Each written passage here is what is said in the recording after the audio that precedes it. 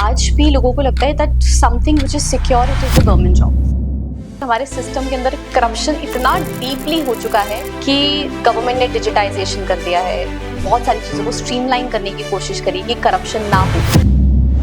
UPSC जो हर student अपनी life में एक बार देने की जरूर सोचता है। समटाइम पीपल विल थिंक कि डिस्ट्रैक्शन है सोशल मीडिया, राइट? हम इंस्टाग्राम पे बहुत ज्यादा हैं, हम यूट्यूब बहुत ज्यादा यूज करते हैं। कि जो सिंसियर एस्पिरेंट है वो बोलेगा मैं ना इंस्टाग्राम यूज करता हूँ, ना मैं सोशल मीडिया कोई और प्लेटफॉर्म यूज करता हूँ, मेरा फिर भी सिलेक्शन नहीं हो रहा है। पेरेंट्स होते हैं ना, दे फोर्स देयर चिल्ड्रन कि वो चाहते हैं कि उनके बच्चे गवर्नमेंट जॉब्स क्रैक करें। इन दिस मॉडर्न टाइम थोड़ा सा माइंडसेट में डिफरेंस आया है। अच्छा, इसमें आपने लव्ड वंस की बात की थी ना, is it right to have a partner at that time? So अगर वो एक दूसरे को सपोर्ट कर रहे हैं इट्स नॉट बैड। अगर वो डिस्ट्रैक्शन में हो जाए, कहीं चाय की टपरी पे कभी चाय पीते हुए, और वो टाइम अगर वेस्ट हो रहा है देन इट्स रॉन्ग। जिस तरीके से बचपन से हमें पढ़ाया जाता है it's all a road learning concept. आप रटिए, आप एग्जाम दीजिए, इट्स डन। एंड एक चीज और जो बहुत मिथ क्रिएट करा गया है सोशल मीडिया पे, सिर्फ उस बच्चे का सिलेक्शन होता है जो 24 में से 16 घंटे पढ़ता है। It's a completely not. आज की हमारी गेस्ट हैं कृति आनंद। वो एक यूपीएससी एस्पिरेंट रह चुकी हैं और वो एक सॉफ्टवेयर इंजीनियर भी, और आज वो नए यूपीएससी एस्पिरेंट्स को एज अ मेंटोर गाइड करती हैं। आज हम जानेंगे एज अ एस्पिरेंट यूपीएससी की प्रिपरेशन कैसे करनी चाहिए, इंटरव्यू में कैसे अपने आप को प्रेजेंट करना चाहिए। एंड इस पॉडकास्ट में आज हम कुछ मिथ्स एंड फैक्ट्स के बारे में जानेंगे। एंड साथ में हम बात करेंगे motivation and societal pressure. We have students जो 11th क्लास से प्रिपरेशन स्टार्ट कर देते हैं। अब ये उनके लिए अच्छा है the ones who have taken arts. इस पूरे एपिसोड का ऑडियो वर्जन सुनने के लिए आप स्पॉटिफाई में हमें फॉलो कर सकते हैं। सो बने रहिए हमारे आज के इस पॉडकास्ट में।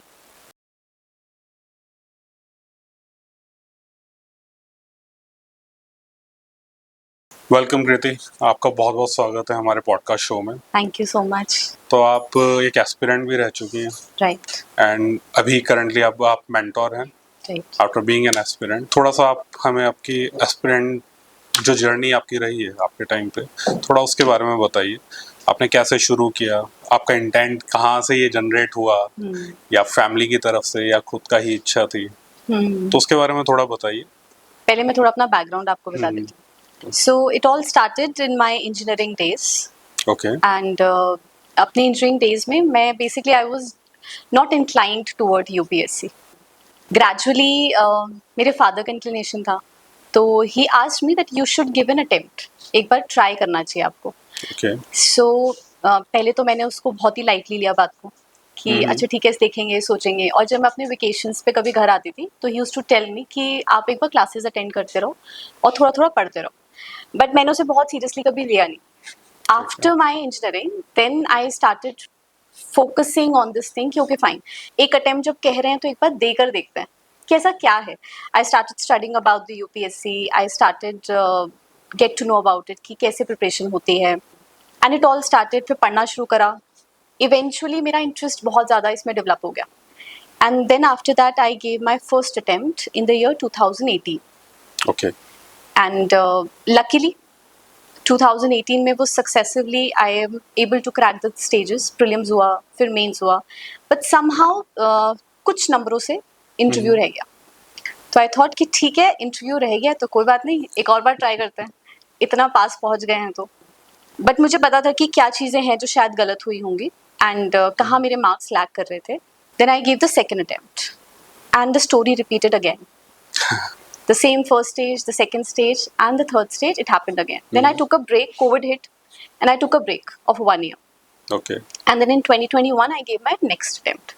And it was a final attempt. कि अच्छा मैं इसके बाद अब ये फाइनल होगा, अगर हुआ तो हुआ, नहीं हुआ तो I won't try again. And again it happened. So उस एस्पिरेंट वाले फेज में ये 3 जो मैंने अटेम्प्ट्स दिए, I have learned lot of things, not just in terms of studying, but in terms of life as well. तो UPSC बहुत एक सही बात है कि आपको सिर्फ और सिर्फ एक एग्जामिनेशन के प्रोसेस के लिए कुछ नहीं सिखा रही है, उसके साथ साथ लाइफ की जर्नी भी बहुत कुछ सिखाती है उस प्रोसेस के अंदर। सो this is how it all started. My motivation was my father. Gradually वो इंक्लाइंड हुआ एंड मुझे काफ़ी बूस्ट मिला एंड उन्होंने बहुत सपोर्ट भी किया। So it all started in that manner, and then I went into the mentoring part. Then I came to know कि fine जो hurdles मैंने face करी हैं, जो challenges मैंने face करे हैं, and जो गलतियाँ एक बार एक aspirant से होती है, उसको as a mentor मैं लोगों को बता सकती हूँ. So then it all started with Radiance.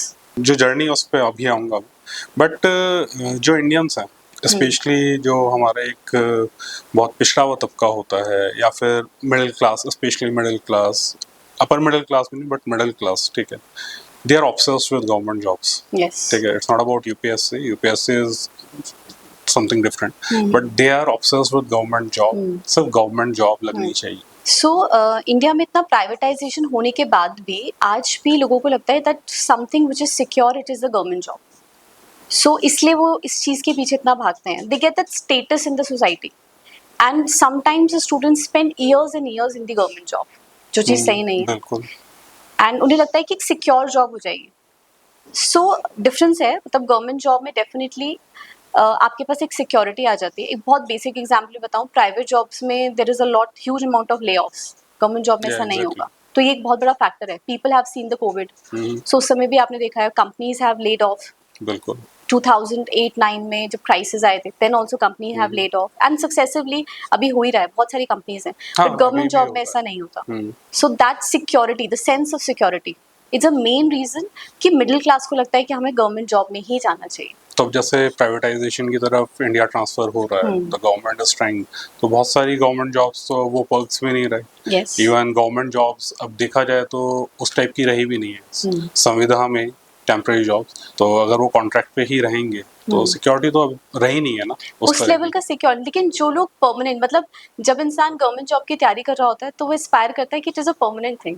वो कभी सोचता नहीं है कि जो कॉन्ट्रैक्चुअल जॉब है that is something which is an option, कि ये मेरे पास अगर नहीं हुआ, कुछ नहीं हो रहा है, मैं कंटिन्यूसली अटेम्प्ट्स दे रहा हूँ, but I want the job. मेरी फैमिली को सिक्योर करना है, घर की प्रॉब्लम्स है, मुझे उसे भी सिक्योर करना है, तो लेट्स डू समथिंग. कॉन्ट्रैक्चुअल मिल रहा है, उसे ही कर लेते हैं. वो डेफिनेटली अनसिक्योर है, but still people go for it. जो ये प्रिपरेशन का तरीका है, यूपीएससी है और गवर्नमेंट एग्जाम्स हैं, तो जो हमारा एक यूथ है, ठीक है, वो बहुत ज़्यादा इसमें इंडल्ज होने के बाद एक बहुत बड़ा तबका यूथ का अनएम्प्लॉयड है, ठीक है. लेकिन हम सरकार को ब्लेम करते हैं. द पॉइंट इज दैट कि हम खुद ही उस चीज़ में घुस रहे हैं, खुद ही उस चीज़ को प्रिपेयर कर रहे हैं. हम अपना एक बहुत गोल्डन एरा जो हमारी प्रिपरेशन का होता है आफ्टर ग्रेजुएशन, आफ्टर 12th, और हम 30 साल की उम्र तक हम वही कर रहे हैं. कई लोग तो उसके बियॉन्ड भी जाते हैं. तो क्या आपको ऐसा नहीं लगता ये गलत है? डेफिनेटली. अगर मैं आज के समय पे बात करूँ, so we have multiple options, we have multiple things to do. But मतलब इट इज़ समथिंग, अगर गवर्नमेंट जॉब में आपको जाना ही है, गिव योरसेल्फ सिंसियर 2 अटेम्प्ट्स. 2 साल दीजिए, अच्छे से जमकर तैयारी करिए, और अगर आपको लगता है कि 2 साल के अंदर मेरा नहीं हुआ, तो उसके बाद स्टार्ट वर्किंग. एंड उसके बाद भी अगर वो टेम्परामेंट उतना ही शूट कर रहा है कि नहीं, तैयारी तो करनी ही है, सरकारी नौकरी तो चाहिए ही चाहिए, तो आप जॉब करने के साथ साथ प्रिपरेशन करिए.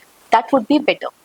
क्योंकि एक चीज़ और भी होती है जो हमने भी कई बार ऑब्जर्व करी, कि जब सिर्फ प्रिपरेशन के नाम पे बैठते हैं तो टाइम वेस्ट ज़्यादा होता है. ये वजह है. जब जॉब के साथ करते हैं तो ये पता होता है कि भाई जॉब भी करनी है और मेरे पास ये लिमिटेड बैच ऑफ टाइमिंग है, मुझे इसी में पढ़ाई करनी. सो जो अनएम्प्लॉयमेंट रेशियो है उसके बढ़ने का एक बहुत बड़ा कारण है, क्योंकि सालों तक हम एक कंटिन्यूस, एक विशियस साइकिल में है जिसमें फंस गए. और इससे यूथ को अवेयर होना बहुत ज़्यादा ज़रूरी है कि वो साइकिल से बाहर आए. Give yourself 2 sincere attempts. अगर 2 सिंसियर अटेम्प्ट के बाद लग रहा है कि नहीं हो पा रहा है, आप जॉब करिए, आप साथ में पैरेलली अपना कुछ स्टार्टअप करिए, या व्हाटएवर यू कैन डू जो आपकी कैपेबिलिटी में.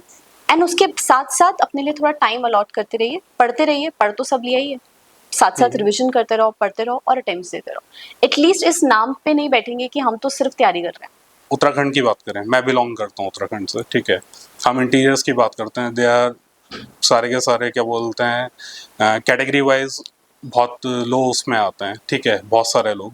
बट उनका जो ड्रीम होता है पेरेंट्स का या उनकी फैमिली का, कि हमारा बच्चा आईएएस बनना चाहिए और ही और she should have the government job. क्या ये सही है? 2 चीज़ें मैं बोलना चाहूँगी. एक, थोड़ा सा हम लोग अगर प्रीवियस देखें, थोड़ा सा प्रीवियस बैकग्राउंड. आपने बोला बात कि इंटीरियर्स में आज भी ऐसा है कि पेरेंट्स का एस्पिरेशन है और वो चाहते हैं कि हमारे बच्चे जो हैं वो आईएएस बने, क्या टॉप मोस्ट इंजीनियरिंग कॉलेजेस में जाएं, इमिनेंट इंस्टीट्यूशंस के अंदर जाएं।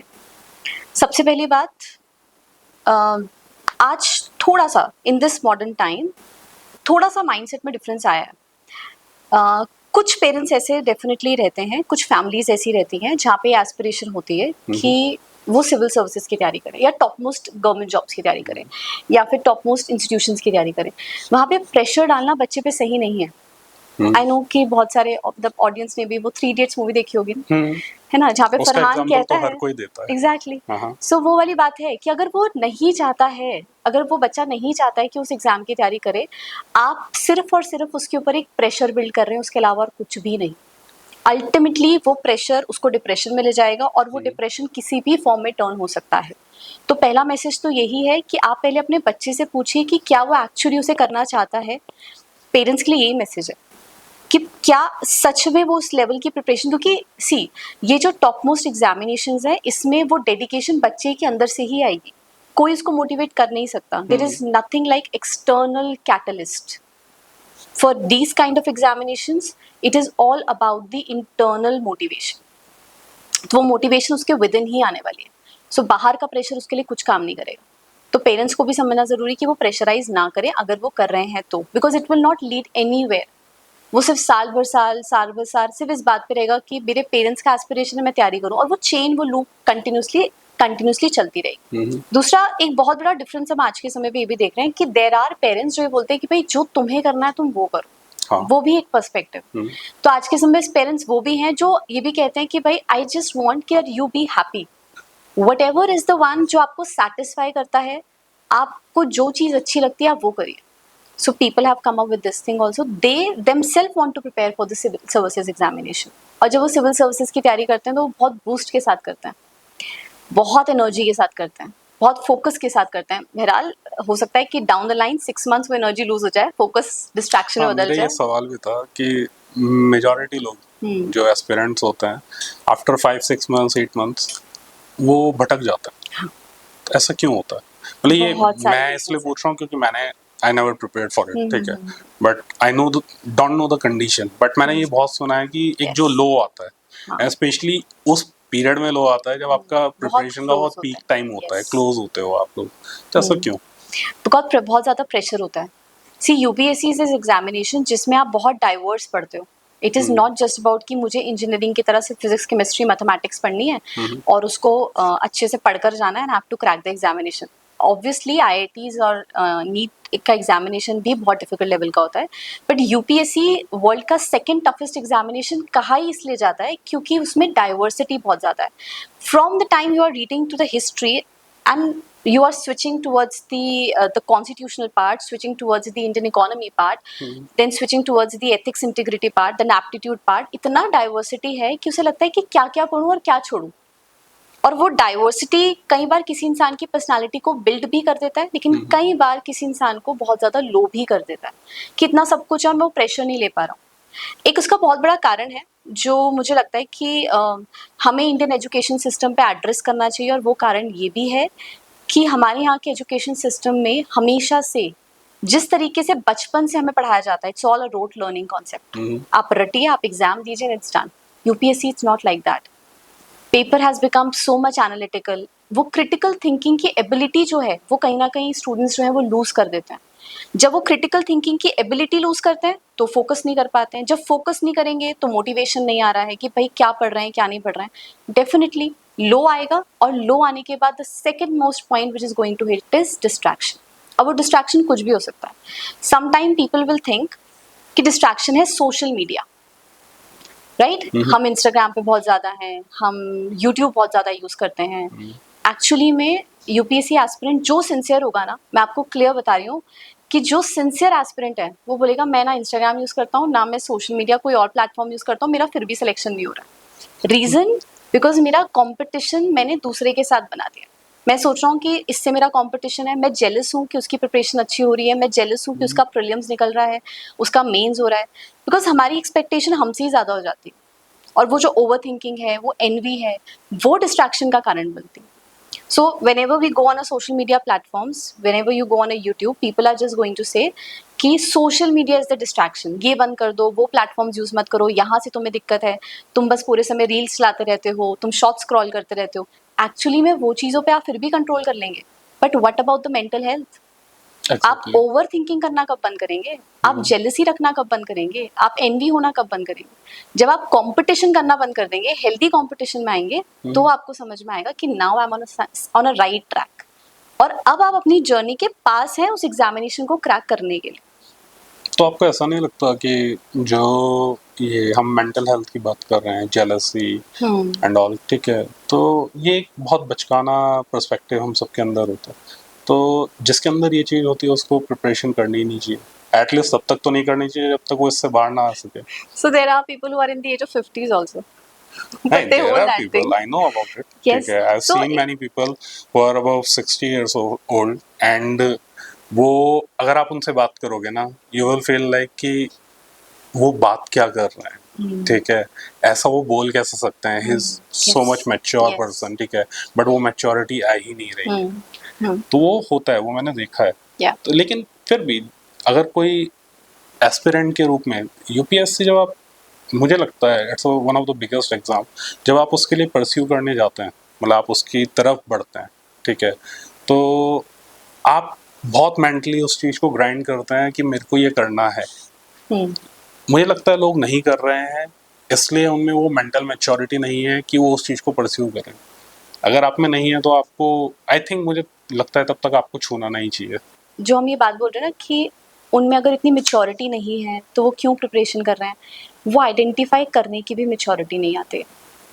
Sometimes they you are not able to identify कि I am being envy towards the other person. हाँ, तो मेरा यही पॉइंट था, मतलब अगला सवाल अगर हम इसी को कंटिन्यू करें, द अवेयरनेस, ठीक है, तो people are not aware enough, ठीक है, आप फिर इस चीज़ को डील कैसे करते हो? जैसे कोई बच्चा आता है, आप उससे बात करते हो, तो आई थिंक जो एक फर्स्ट स्टेप होगा, तो आप उसको वो चीज़ तो बताते हो, तो आप कैसे किसी को अवेयर करवाते हो? What is the process? आप मेंटली कैसे उस चीज़ से डील करते हैं? राइट, सो अगर कोई स्टूडेंट आता है, सो हमारा अपना एक सिस्टम है, क्यूरेटेड सिस्टम होता है जिसके थ्रू हम लोग उस चीज़ को आइडेंटिफाई करते हैं। सबसे पहली चीज़, we have some set of questions to ask from a student. उस क्वेश्चंस के बेसिस पे हम एक एवेल्युएशन करते हैं, हमारी टीम एक एवेल्युएशन करती है, और उसके बाद हम लोग इस चीज़ को देखते हैं कि there are students who come from diverse field. Somebody will come and they say कि हमें मैम पढ़ने में प्रॉब्लम है, आप बस बता दो हम पढ़ लेंगे। आप हमें बता दो कि मुझे 24 घंटे में से 8 घंटे पढ़ना और कैसे पढ़ना है, स्टेप बाय स्टेप हम कर लेंगे। एक चीज़ तो ये भी चीज़ है, there shouldn't be any spoon feeding. Okay, शुरुआती दौर में in the mentorship program we tell students कि we are going to tell you, because अभी आप इस जर्नी में नए हो, अभी आप चीज़ें नहीं जानते हो, आप इस करिकुलम को इतना अच्छे से समझे नहीं हो। At that point of time spoon feeding is okay, not good. But if I talk कि वो कंटिन्यू होनी चाहिए 1 से 1.5 साल 2 साल तक, दैट्स नॉट राइट, क्योंकि आपको आदत हो गई to be dependable. Just look at the point, you are preparing for the examination, जिसको जो कंट्री के टॉप मोस्ट ब्यूरोक्रेट्स के बीच में बैठ के आपको प्रिपरेशन करना है। How can you be just dependent upon the mentor कि ये मुझे स्टेप बाय स्टेप बस ये बताएंगे अगले 2 साल तक? नो, आपको एक करिकुलम समझना ज़रूरी है। आप एक करिकुलम समझिए, अपने मेंटर से पूछिए और वो आपको गाइड करेंगे। जब हमारे पास भी स्टूडेंट्स आते हैं तो हम हर एस्पेक्ट को कवर करते हैं, and it's not just about the studies, it is about the physical health, it is about the mental health. क्योंकि मुझे ऐसा लगता है, या मेरा एक पर्सपेक्टिव है इस चीज़ पे, कि सिर्फ और सिर्फ आपकी पढ़ाई सिर्फ किताबों के सामने बैठकर नहीं होती है। आप अगर मेंटली हेल्दी हैं, मैं 1 घंटा पढूं, बट मैं इतना फोकस तरीके से पढूं कि जो मैंने पढ़ा है उसे मैं बहुत अच्छे से ग्रैप कर पा रही हूँ और उसमें एनालिसिस बहुत अच्छा कर पा रही हूँ, then it's going to work. मैं 8 घंटे किताबों के सामने बैठी हूँ लेकिन मेरा दिमाग नहीं चल रहा है। एक स्टूडेंट बोल रहा है मैं पढ़ तो रहा हूँ, किताबें खुली हैं, बट मेरा दिमाग नहीं चल रहा है, मैं कुछ फोकस नहीं कर पा रहा हूँ, मुझे कुछ रिटेन नहीं होता है। And there are students who come to us and they say this thing, हम पढ़ते हैं बट हमें कुछ रिटेंशन नहीं होता। तो उस कंडीशन के अंदर हम ये चीज़ बोलते हैं कि आप सबसे पहले, पढ़ने से भी पहले, अपनी मेंटल हेल्थ पे फोकस करो। ट्राई टू आइडेंटिफाई कि क्या चैलेंजेस आ रहे हैं। उस चीज़ के लिए भी we guide them with certain kind of meditative practices, certain kind of breathing practices, जो उनके बॉडी के अंदर वो एनर्जी फ्लो को बढ़ाएंगे, जिससे वो और फोकस होकर पढ़ाई कर सकें। अवेयर रहें, अपनी बॉडी के लिए भी अवेयर रहें, और जो वो कर रहे हैं, जो एक्शंस वो ले रहे हैं, उसके लिए भी वो लोग अवेयर रहें। तो आप किसी से कंसल्ट करते हैं या आपके ही उसमें आपने किसी को रखा है इस चीज़ के लिए? Parallelly, when I completed with this my UPSC part, I basically took the training of yoga teacher training, okay and I'm a yoga wellness expert as well. So I Okay. have that thing, I have that knack. So वो मैं curriculum के अंदर include करती हूँ. Sometimes in our institution also we do such kind of activities. जैसे हम लोग कुछ ना कुछ ऐसी activities, meditative practices वगैरह वो भी करवाते हैं for the students. And parallelly हम लोग जो student का time table क्यूरेट करते हैं, उस टाइम टेबल के अंदर भी हम लोग वहाँ पे इस चीज़ को भी ऐड ऑन करते हैं कि वो कितने प्रेशर में हैं, हाँ कितना मेंटल एंजाइटी है. Sometimes students they come, they are just 21 22 and they say that we have so much of pressure, so much stressed out. तो मुझे लगता है कि 21 साल की उम्र में आपको इतना स्ट्रेस क्यों है और किस बात का स्ट्रेस है. तो बोलते हैं हमें बहुत स्ट्रेस है मैम, हमें समझ नहीं आ रहा है कि where we are heading actually in life.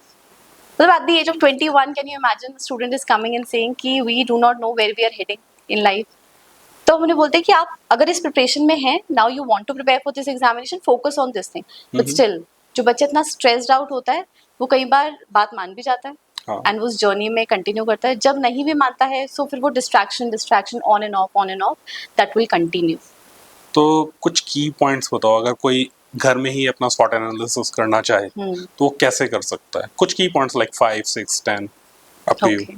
सो सबसे पहली चीज़ कि अगर एनालिसिस करना है तो सबसे पहले कुछ पॉइंटर्स को वो एनालाइज करे कि वो कितना चीज़ों के ऊपर क्रिटिकली एनालाइज कर पाते हैं. मतलब किसी भी चीज़ में वो कोई उनके सामने सिचुएशन है तो उसको कितना रॉ तरीके से देख पाते हैं और उसको कितना क्रिटिकली एनालाइज कर पाते हैं. सेकेंडली, ट्राई टू आइडेंटिफाई, मतलब थोड़ा सा एक स्प्रेड लें. जैसे हम लोग भी स्टूडेंट्स के बाद बोलते हैं कि UPSC has become a thing जिसमें आपको करंट इवेंट्स के बारे में बहुत अवेयरनेस होनी चाहिए. एंड स्टूडेंट्स उससे बहुत भागते हैं. उन्हें लगता है कि जस्ट जनरल स्टडीज़ पढ़ लेते हैं, हो जाएगा काम. होगा नहीं एक्चुअली. क्योंकि अगर आप करंट नहीं कर रहे हैं, आप वर्ल्ड अफेयर से, आपके आसपास क्या चल रहा है आप उससे अवेयर नहीं हैं, so sorry but then you are very far in this race.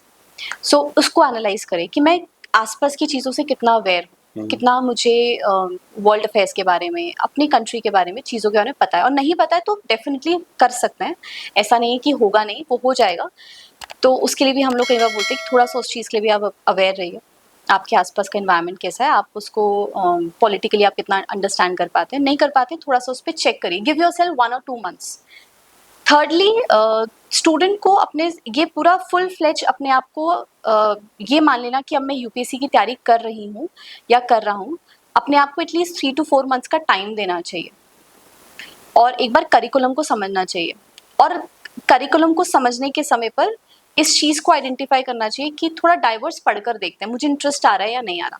Because ये बात ध्यान रखनी ज़रूरी है कि दिस इज़ नॉट समथिंग जो एक गोल है, this is a complete journey.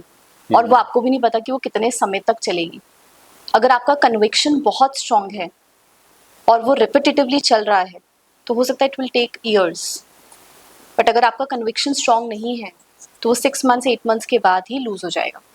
तो एटलीस्ट अपने आप को 2 to 3 months का टाइम दीजिए. थोड़ा बेसिक बुक्स को पढ़कर देखिए, एनसीईआरटीज़ वगैरह को डाइवर्स सब्जेक्ट में, और देखिए कि मज़ा आ रहा है या नहीं आ रहा है. अगर मज़ा आ रहा है then start taking the coaching. और अगर सेल्फ स्टडी करना चाहते हैं तो पूरा फुल फ्लेज प्लान होना चाहिए, रोड मैप होना चाहिए for the next complete 12 months.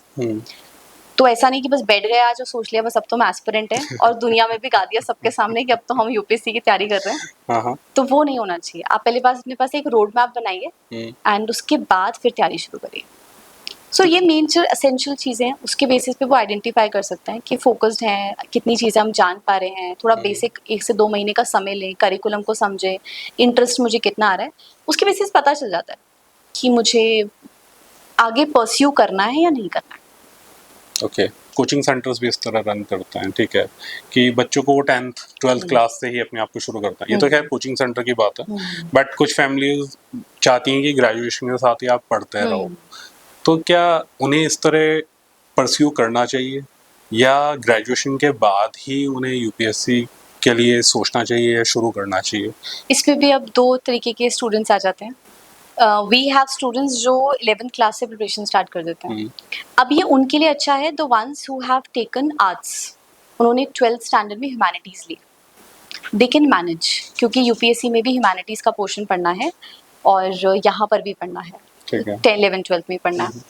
But the students who have taken sciences, उनको वो 2 साल 11, 12 में नहीं करना चाहिए. रीजन, बिकॉज साइंसेस अपने आप में बल्कि पोर्शन है. Physics, chemistry, mathematics, biology, Obviously. It's not manageable कि आप उसके साथ यूपीएससी की तैयारी करें. बेस्ट टाइम इज, अगर चांस है और आप अवेयर हैं, आप अपनी ग्रेजुएशन से ही प्रिपरेशन स्टार्ट कर दीजिए. Okay. इट्स ऑल डिपेंड कि बच्चा भी कितना अवेयर है. अगर अवेयर हैं और पता है कि मुझे यही करना है, there are students sometime they come up to us and we ask you कि कब सोचा यूपीएससी की तैयारी करनी है, तो they will say ma'am 8th class से ही पता था मुझे तो आईएएस ही बनना है. मतलब दे वर क्लियर कि हमें आईएएस ही बनना है. तो अगर उन्हें 8th क्लास से ही पता है तो फिर तो इट्स गुड कि आप उसके बाद जितना अर्ली हो सके आप स्टार्ट करें. या तो आप ग्रेजुएशन फर्स्ट ईयर से शुरू कर दीजिए, या फिर अगर 11, 12 में आपके पास चांस है तो शुरू कर दीजिए. बट कई ऐसे होते हैं जिन्होंने इंजीनियरिंग करी होगी, मेडिकल करा होगा, और उनको लगता है now we want to prepare, हमें अब करना है. So no time is late. फिर आप जब भी शुरू कर सकें, जितना अर्ली पॉसिबल, क्योंकि it is a long journey. ये इस बात को भी हमें ध्यान रखना है. ये एग्जामिनेशन की तैयारी 4 महीने 6 महीने में नहीं होती है. It's a complete long process. 1 साल पहले से आप तैयारी शुरू करते हैं और 1 से 1.5 साल प्रोसेस कंप्लीट होने में लगता है. तो अपने आप में it will accumulate to 2 to 2.5 years. मतलब इतना तो लगता ही है. हाँ, इतना तो लगता ही है. तो आपको ऐसा नहीं लगता इट इज़ रॉन्ग कि आप किसी के बचपन के साथ ऐसा कर रहे हो? जो 10th क्लास का बच्चा है वो अराउंड 14-15 ईयर्स होता है, ठीक है, this is the age for yes. Doing the 10th. 12th इसी पीरियड पे होती है, ठीक है. अभी आप अगर महसूस करोगे उस पीरियड में आप ही को नहीं पता होता आप कर क्या रहे हो, Yes, ठीक है. right. बहुत सारे लोगों को तो ग्रेजुएशन के बाद भी नहीं पता होता कि वो कर क्या रहे हैं, ठीक है. बट आपको ऐसा नहीं लगता कि ये वो पीरियड है जब आपको चीज़ें खुल के करनी चाहिए जो उस वक्त पे हो रही हैं, जो आने वाले 8 या 10 साल के बाद है, और जिसकी श्योरिटी 0.5 या 0.3% है, ठीक है, हम उसकी तैयारी आज से कर रहे हैं. इट्स नॉट बैड कि हम तैयारी कर रहे हैं, बट हम जीना छोड़ देते हैं. तो आपको क्या लगता है, सही है या गलत है? मेरे हिसाब से तो गलत है, but what is your take on it? गलत तो नहीं बोल सकते, क्योंकि फिर वही लोग हैं जो आगे चल के ब्यूरोक्रेट्स बनते हैं, जो देश भी संभाल रहे हैं, जो आगे चल के सीनियरिटी लेवल पे हमें ऐसे लोग मिले, अजीत डोभाल सर जैसे लोग मिले, ऑब्वियसली है ना. सो गलत तो नहीं है, क्योंकि दीज आर द पीपल जो आगे चल के एक रेप्यूटेड पोजीशन के अंदर है, और सिविल सर्विसेज में वो पोजीशन के अंदर हैं जो देश को कमांड करने वाले हैं. लेकिन हाँ, मैं ये चीज़ ज़रूर मानती हूँ कि जो आपने एक बात बोली है कि उस जर्नी के दौरान लोग जीना छोड़ देते हैं, वो चीज़ नहीं होनी चाहिए. As I said before also, it's a complete process जो अपने आप में एक मैराथन है, एक जर्नी है. UPSC is just the goal, it is not the ultimate goal. इसकी कोई गारंटी नहीं है कि मैं कल को आईएएस बन जाऊंगी तो मैं बहुत खुश होने वाली हूँ. आई नेवर नो कि मुझे कैसा कैडर मिलेगा, मैं कैसे मिनिस्टर्स के साथ काम करने वाली हूँ, मुझे कैसा पॉलिटिकल सेटअप मिलेगा, वहाँ का एनवायरनमेंट कैसा होगा, मैं कितना उस प्रेशर को बेयर कर पाऊँ. सो जो ये मोमेंट है, जो प्रेजेंट मोमेंट है, स्टूडेंट्स को, and it is not just for one examination, this is for all the examination, कि हमें, and this is again I want to take on this also, कि ये हमें अपने स्कूल करिकुलम से ही चेंज करना चाहिए. कि भाई आप स्टूडेंट को सिर्फ और सिर्फ वो प्रेशर मत दीजिए कि तुम्हें एक क्लास कंप्लीट करनी है, तुम्हें एक एग्जाम क्रैक करके नेक्स्ट स्टेज में एंटर करना है. उसे वो लाइफ की जो क्रिटिकल चीज़ें हैं, जो लाइफ के इंपॉर्टेंट एस्पेक्ट हैं, वो बताना शुरू करिए, जिससे वो एक्चुअली में समझ सके कि जो भी चीज़ मैं कर रहा हूँ, it is a process to achieve something. After that, I'm going to be in the another stage to achieve something else. So that is how it's going to be there. So वो process है, उस process में continuously step by step बढ़ते जाइए. And ये मत मान के चलिए कि लाइफ जो है वो एंड हो जाएगा, मतलब this is my ultimate thing, goal है ये मेरा. लेकिन लोग उसी तरह करते हैं ना कि वो उस पे इतने स्टक हो जाते हैं. इट्स यही लाइक तो बात है ना मैच्योरिटी की. मैच्योरिटी की भी है, बट इट्स लाइक कि हम जैसे कोई बिजनेस करते हैं, if we have a product, ठीक है, हम उसके जब हम प्रोडक्ट ऑब्जर्व करते हैं, हम किसी को भेजते हैं, ठीक है, तो अगर हमने 100,000 समथिंग भेजे हैं प्रोडक्ट्स, वो बिक चुके हैं, उसमें से जो रिव्यू आया आई थिंक 10, 1000, 2000 वो बैड रिव्यूज हैं, तो हम किस चीज़ को ऑब्जर्व करेंगे? बैड वंस, ऑब्वियसली, कि हमने गलती क्या की. अब जो यूपीएससी और गवर्नमेंट जॉब्स के साथ है, जो आजकल सोशल मीडिया में भी चल रहा है, ठीक है, और कोचिंग सेंटर्स बहुत प्रमोट भी करते हैं इस चीज़ को, वो स्टोरीज किसके दिखाते हैं? Only the success stories, yes which is still 0.53%, ठीक है, दैट्स इट, उससे ज़्यादा नहीं है। राइट वो फेलियर स्टोरीज किसी को नहीं पता, वो नहीं दिखाते उसके आफ्टरवर्ड्स क्या होता है।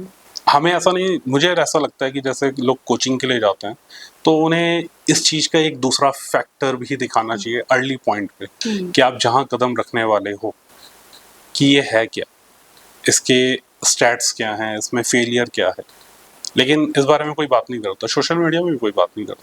सी मैं इसको थोड़ा ब्रेक डाउन करूँगी। आपने बोला कि अगर मैंने कोई प्रोडक्ट सेल करा और मुझे उस पर नेगेटिव फीडबैक्स आए, पहली बात तो मैं वाला पॉइंट को एड्रेस कर रही हूँ, it is all about the perception. So it's all about the perception and perception what respect, जो अगेन मैं बोल रही हूँ कि हमारे को स्कूल टाइम से नहीं सिखाया जाता है ना, तो हमेशा हमारा जो आउटलुक जाएगा, मेरा फोकस जाएगा, वो हमेशा नेगेटिव पे पहले जाएगा, पॉजिटिव पे नहीं जाएगा। पहले तो हमें ये सीखना ज़रूरी है। मैंने आज जहाँ से अपनी जर्नी शुरू करी है और मैं 6 महीने बाद जहाँ पर हूँ, मैं उस स्टोरी को क्यों नहीं कवर कर रही हूँ? मैं उस चीज़ को क्यों नहीं देख रही हूँ कि मैंने कुछ तो प्रोग्रेस करी है? मैं एक एग्जाम्पल लेती हूँ। एक स्टूडेंट है, उसे प्रिपरेशन स्टार्ट करी, उसने अपनी वी आर इन 2025 एंड वो 26 के लिए प्रिपेयर करना चाहते हैं। मान लीजिए कि जनवरी 2025 से उन्हें प्रिपरेशन स्टार्ट करी एंड जून तक आते आते वो अपनी प्रिपरेशन जर्नी के अंदर दे हैव मूव लाइक 20%, 20% तो प्रोग्रेस है। मैं ये क्यों देख रही हूँ कि मेरा तो 20% है, लेकिन मेरे साथ इसने भी जनवरी से शुरू करी थी, but this person has reached till 40%। आप ये क्यों नहीं सोच रहे कि जहां मैंने शुरुआत करी थी, आई वाज एट 0, मैंने अब जो शुरू करा है at least I have reach till there. तो सबसे पहली चीज ये है कि यहाँ पर स्टूडेंट का परसेप्शन सही होना बहुत ज़रूरी है, और इस एग्जामिनेशन में वो चीज़ बहुत इंपॉर्टेंट है, that is about the perseverance and the perception, and that is really important कि हम किसी भी चीज़ का आउटलुक कैसे लेकर चल रहे हैं। दूसरी बात कि ये स्टोरीज क्यों नहीं दिखाई जाती हैं? Always we talk about the success stories, Obviously. we do not talk about the failures, and this is a bitter reality. Success stories is hardly 0.1%. उन बच्चों से पूछे जिनका नहीं होता और उनका हार्ट ब्रेक होता है। बहुत मेहनत करी है और दर्द भी उसी होता है जिसने मेहनत करी है। जिसने मेहनत ही नहीं करी उसे किस बात का दर्द होगा?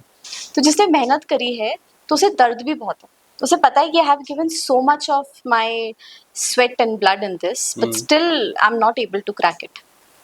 तो वो जो फेलियर्स की बात है उसके बारे में ऐसा नहीं है कि सभी बात नहीं करते हैं। आज के समय पर प्लेटफॉर्म पे चीज़ें बहुत रॉ भी आने लग गई हैं। Sometime mentors talk actually the raw thing, they come up with this thing कि नहीं हुआ है तो अब नेक्स्ट स्टेप्स क्या होने चाहिए, क्योंकि this is a bitter reality कि नहीं हुआ है, एंड ये रियलिटी है। जैसे अभी 2025 का रिजल्ट आया, there are many students who didn't able to crack the examination, UPSC prelims का। सो उसके बाद बहुत सारे मेंटर्स ने उसको एड्रेस भी किया कि what should be your next step.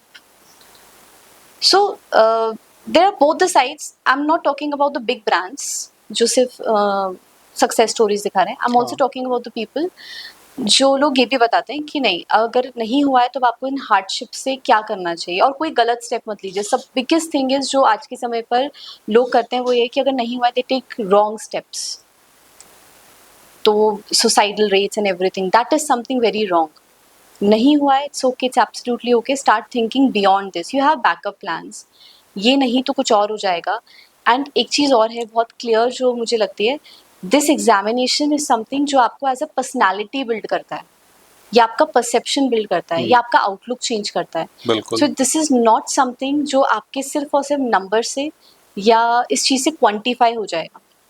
आप ये चीज़ सोचिए, आप एज अ पर्सनैलिटी कितने चेंज हुए हैं, आपने इतनी समय में क्या क्या चीज़ें सीखी हैं, इस जर्नी में आप जहाँ से शुरू करा था और जहाँ तक पहुँचे हैं वहाँ पे आपका आउटलुक कितना चेंज हो चुका है। सो उस चीज़ को थोड़ा हमें अपने आप को भी रिवॉर्ड करना चाहिए।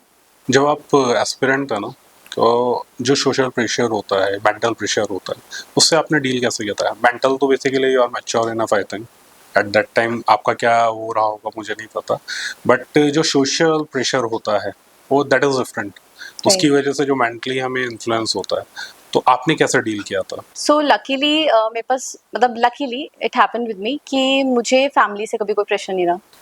सो सोसाइटल प्रेशर कभी बिल्ड नहीं हो पाया। ओके। बट हाँ, मैं इस चीज़ ज़रूर कहूँगी कि प्रेशर हम खुद बना लेते हैं।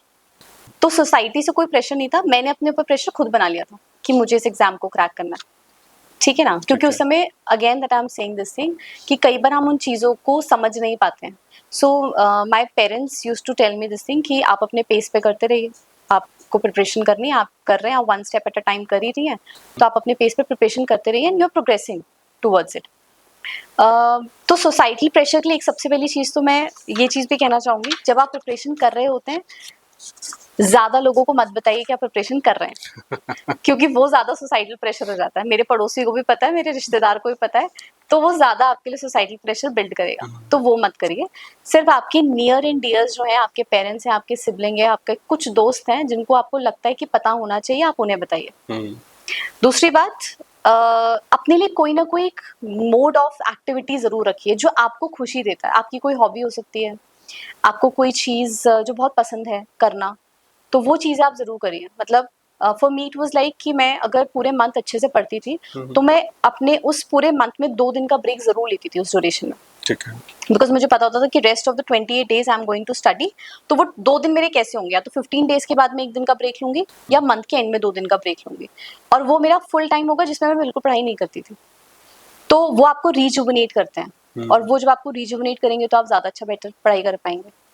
तो वो चीज़ भी एक इनकॉर्पोरेट कर सकते हैं. जो चीज़ आपको बहुत पसंद है आप उसको पैरेलली, अपनी हॉबीज़ मत छोड़िए, वो चीज़ मत छोड़िए, बिकॉज वो फिर मैंने जैसे कहा है आपको कि सिर्फ पढ़ना ही काफ़ी नहीं है इस एग्ज़ाम में, वो सारी चीज़ें भी ज़रूरी है जो आपकी लाइफ में इम्पोर्टेंट है.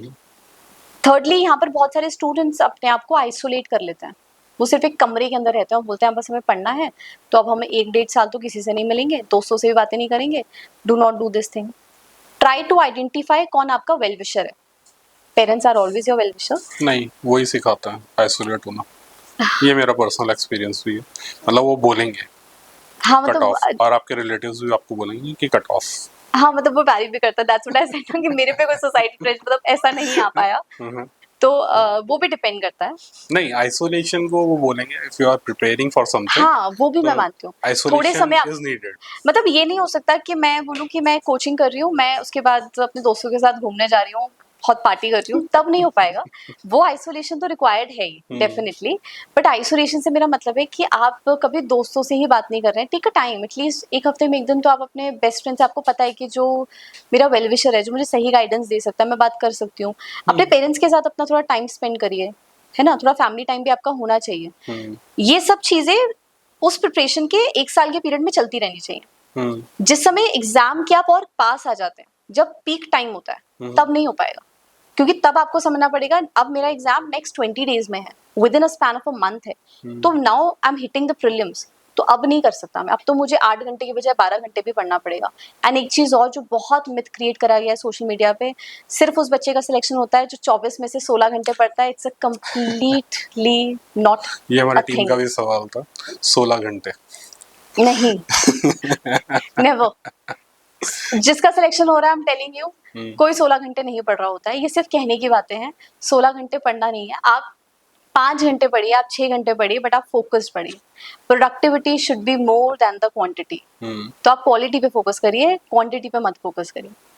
और जब आप एग्जाम के और करीब जाते हैं, जब आप और पीक पे होते हैं, जैसे मान लीजिए मेरा प्रीलिम्स है within a span of a month, तो मुझे ज्यादा फोकस करना है, तो ऑब्वियसली उस समय मुझे सब चीजों को कट डाउन करना पड़ेगा. वो एब्सोल्युटली है. प्रीलिम्स से मेंस के बीच में पास सिर्फ 3 महीने का गैप है, 2.5 से 3 महीने का, तो मुझे रिजल्ट के बाद सिर्फ अब मेंस पे फोकस करना है. That is absolutely true. लेकिन अगर मैं प्रिपरेशन 1 साल पहले से शुरू कर रही हूँ तो ही मैं अपने आप को आइसोलेट कर लूँ, दैट्स नॉट डन. क्योंकि वो आपके भीतर बहुत वैक्यूमनेस लेकर आ जाएगा, लोनलीनेस ला आएगा, और अगर लोनलीनेस आएगी तो आप ज़्यादा परेशान हो सकते हैं. फिर आप डिप्रेसिव भी हो सकते हैं, फिर एंजाइटी भी होगी, फिर स्ट्रेस भी होगा, और आपको लगेगा मैं पढ़ भी रही हूँ, सब हो रहा है, बट फिर भी मैं बहुत लोनली फील कर रही हूँ, मेरे को मोटिवेशन नहीं आ रहा है. उस सब के पीछे बहुत सारे फैक्टर्स है जो कंट्रीब्यूट कर रहे हैं, जिनको हम आइडेंटिफाई नहीं कर पा रहे हैं. सो ये चीज़ें ज़रूर करिए. तब सोसाइटल प्रेशर, पहली बात, लोगों को मत बताइए ज़्यादा, सिर्फ नियर इंडियर्स को बताइए. प्रेशर आ रहा है तो उसके पीछे के कारण को आइडेंटिफाई करिए. As I said before also, pressure का बहुत बड़ा कारण होता है जब हम ओवर थिंकिंग करते हैं, जब हम कंपटीशन करते हैं, तो वो भी प्रेशर बिल्ड करता है. And spend time with your loved ones, that is important, क्योंकि वो आपको मोटिवेशन भी देगा, वो बूस्ट भी देगा. When you approach the examination कि अब मेरा एग्जाम क्लोज आ रहा है, देन इट्स अ टाइम, अब मुझे इंटेंसिव वर्क करने की जरूरत है, तो वो इंटेंसिव मतलब इट्स ऑल प्रोसेस, आपको समझना पड़ेगा कि मेरे लिए क्या वर्क कर रहा है। हर एक की जर्नी बहुत डिफरेंट होती है, तो हर इंसान को ये चीज़ को समझना पड़ता है कि what is working for me. There is no one rule which is going to fit for everybody. UPSC में रिलेशनशिप्स, गर्लफ्रेंड बॉयफ्रेंड पार्टनर, ठीक है, उसके प्रोज एंड कॉन्स क्या है? बेसिकली कुछ उसकी अच्छाइयाँ भी होंगी, कुछ बुरी भी होंगी, but is it right to have a partner at that time? पहली चीज, अगर if somebody thinks कि while preparing for the examination and they get into a relationship and it doesn't bring distraction, वो एक दूसरे को प्रिपरेशन पे support कर सकते हैं, इट्स नॉट बैड। सो अगर वो एक दूसरे को सपोर्ट कर रहे हैं इन स्टडिंग, इट्स वेरी नाइस। एक दूसरे को मोटिवेट कर रहे हैं, एक दूसरे के इतने अच्छे दोस्त बन गए कि वो साथ में पढ़ते भी हैं, रिव्यू भी करते हैं, जहाँ गलती हो रही है उसको आइडेंटिफाई भी करते हैं और क्रिटिकली आइडेंटिफाई करते हैं। मतलब इट्स नॉट जस्ट अबाउट कि the other person is my boyfriend और माई गर्लफ्रेंड, तो मैं उसको सिर्फ अच्छी अच्छी बातें बताऊं। They have to be critical, raw evaluation कर रहे हैं, देन इट्स गुड। बट अगर वो ही प्रोसेस, अगर मैं उसका नेगेटिव एस्पेक्ट की बात करूं, अगर वो डिस्ट्रैक्शन में हो जाए, वो घूमने फिरने में हो जाए, वो पढ़ने की बजाय वो इधर उधर कहीं चाय की टपरी पे, कभी चाय पीते हुए, कभी इधर, और वो टाइम अगर वेस्ट हो रहा है, देन इट्स रॉन्ग। वो गलत है, क्योंकि वो आपको लगेगा कि पढ़ाई तो कर लेंगे बट फिर वो टाइम वापस नहीं आएगा। सो लेकिन अगेन ये चीज़ को आइडेंटिफाई भी करना सही समय पे ज़रूरी है कि is it the right thing, we should enter into a relationship at this point of time और not. And there are innumerable example, even we have in our coaching centre also, और ऐसा होता है। एंड हम उन्हें भी ये बात बोलते हैं, अच्छा, कि just identify the right set. Again, this is a part of the mentoring. Identify the right set.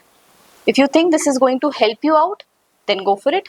If you think this is not going to help you out, this could lead to a distraction, do not proceed further. क्योंकि फिर ultimately, and sometimes it happens also, कि this will not, sometimes it doesn't lead to the way they thought, कि हाँ this is something जन्मों जन्मों हो जाएगा। Basically इसका अभी रिसेंट जो एग्जांपल है, not from the aspirants point, आपने आई थिंक मूवी देखी होगी 12th फेल, ठीक है, आई थिंक वो हर किसी ने देखी है, everyone can relate to it, ठीक है। तो उसमें दो पेयर्स है, एक तो जो मेन पेयर है, ठीक है, एक उसका फ्रेंड और वो, तो उसमें एक पेयर में देखा होगा तो कि the female is selected and the male वहीं पे रह जाता है, एंड वो उसके बाद वो अपने आप को बर्बाद करे जा रहा है, जबकि उसका गोल क्या था, he wants to be an UPSC aspirant, ठीक है, वो उसको क्रैक करना चाहता था, गो फॉर आईएएस, ठीक है, बट नहीं होता। तो ऐसे आई थिंक बहुत सारे एग्जांपल्स हैं जो आज भी वहीं पे हैं। तो is it right to have it और नॉट? अभी भी मेरा वही सवाल है, is it right to have it? अभी आपने बोला कि सही पार्टनर मिल जाए, it's just like a mentor, ठीक है, सही मेंटोर मिल जाए then it will work, नहीं मिला it won't work.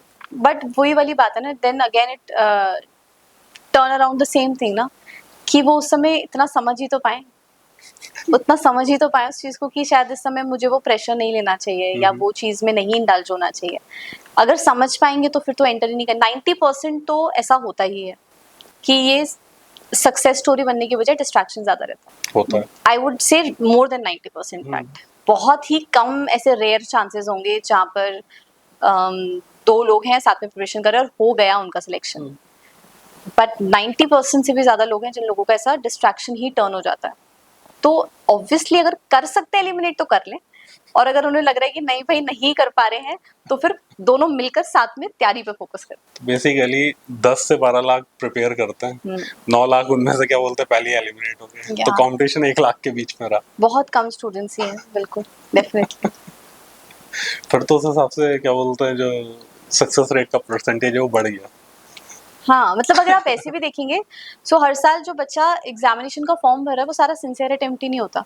हाँ, आप सोचिए 12 लाख बच्चे फॉर्म भर रहे हैं, प्रीलिम्स देने के लिए 6 लाख 5 लाख बच्चे जा रहे हैं, अराउंड 50%। यस, सिलेक्शन हो रहा है उसमें से कितने बच्चों का, जो आपकी मेंस में सीट्स में निकलते हैं बच्चे, they are 3 times of the notification, नहीं sorry more than that of the notification. तो 10 से 13 हज़ार मान लीजिए बच्चों का सिलेक्शन हो गया, ठीक है ना, तो आप सोचिए ना, 5 लाख बच्चा प्रीलिम्स देने गया और कितने ही बच्चे जो मेंस लिखने के लिए जा रहे हैं, फिर मेंस के बाद वो इंटरव्यू में जो नोटिफिकेशन हमारे पास यूपीएससी कैलेंडर में आई है उसका 3 टाइम्स होता है अप्रोक्सीमेटली, तो उतने लोग इंटरव्यू के लिए जाएंगे, उसमें से वो हार्डली जितने गवर्नमेंट ने नोटिफिकेशन निकाली 800 900 हज़ार वो लोग सिलेक्ट होंगे। वैसे भी परसेंटेज बहुत कम है और इसमें ये वाला चंक बहुत ज़्यादा है जिसकी आप बात कर रहे हैं, जो डिस्ट्रैक्टेड है और रिलेशनशिप्स की वजह से भी डिस्ट्रैक्टेड है। अच्छा, सब कुछ स्मूथ है और वो बिल्कुल towards the point of the examination जब प्रेशर बिल्ड हो गया, वो पढ़ाई पे फोकस करने लग गए ज़्यादा, तो भी इमोशनल ब्रेक डाउन हो जाता है। तो वहाँ भी सारी स्टोरी जो है टर्न अराउंड हो जाती है। तो उस तरीके की सिचुएशन में एंटर करने से बेटर तो है कि आप शुरुआत में उस चीज़ में इंडल्ज ना। बट अगर कोई इंसान को ऐसा लगता है कि नहीं, things are good and it will work well, so ठीक है फिर। अच्छा, किसी को कितने साल तक should try for preparation for IAS and IPS? Sincerely 2 attempts, that's it, उसके बियॉन्ड नहीं। एक बार आप दीजिए, आपको लगे फर्स्ट ईयर में नहीं हुआ, इट कुड बी एनीथिंग कि नहीं हुआ, दूसरी बार एक और बार सिंसियर ट्राई करिए, लग रहा है नहीं हो रहा है, तो थर्ड टाइम से रिजल्ट आने के बाद ही आप साथ साथ काम करिए।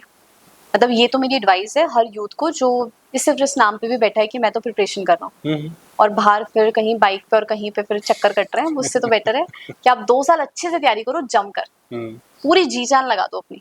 और अगर 2 अटेम्प्ट्स, 2 साल से ज्यादा हो जाता है ना?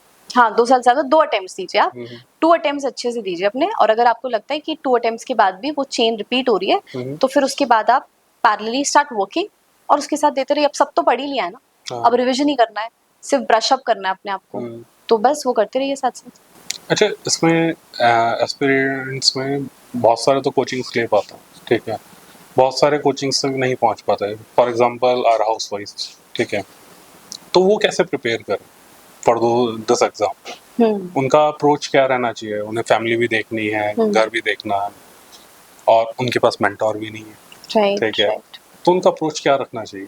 सी, वैसे तो आज के समय में बहुत सारे प्लेटफॉर्म्स हैं। We also have in coaching that people who are homemakers and they come up with the coaching.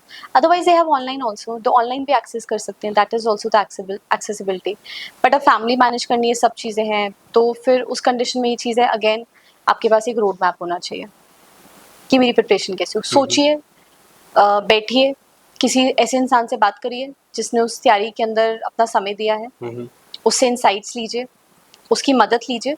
और क्योंकि अगर मैं बोलूँ कि कोई होम मेकर है, उसने आज सोच लिया कि मुझे प्रिपरेशन करनी है और वो सोचेगी अब मैं तैयारी करती हूँ, लेकिन उसे पता नहीं है ना, और हम बोल रहे हैं कि वो बाहर नहीं जा पा रही है, तो ऑनलाइन एक्सेस कर लें। That is one of the thing, घर पे रहकर भी वो सारे काम करके भी ऑनलाइन भी क्लासेस ले सकती है।